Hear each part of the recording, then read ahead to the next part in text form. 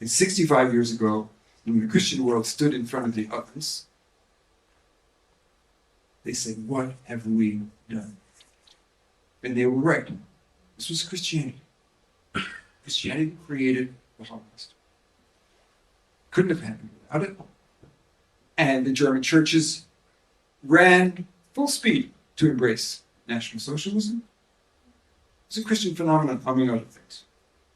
And so Christianity embarked on a very faithful, very, very committed program to cleanse Christianity of its anti-Jewish doctrine and to reconcile with the Jewish people. And it has accomplished that in great measure in mainstream. Vatican II was the Catholics. The Protestants were way ahead of the Catholics. And they turned the theology upside down. Instead of the Jews being the damned, they are now the blessed.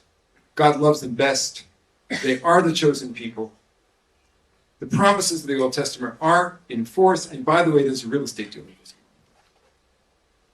And so what you had as part of this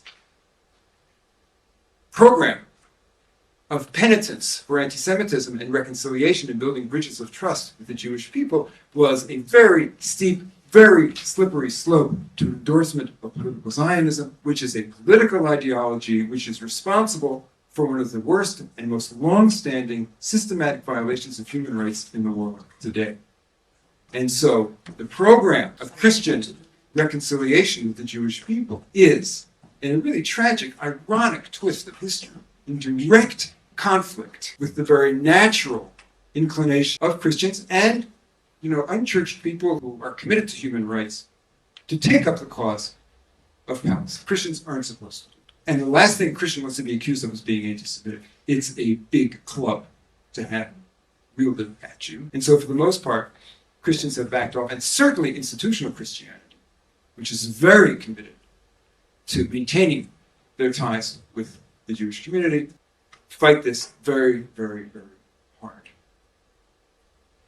So it's an enormous barrier to what is needed to solve this conflict.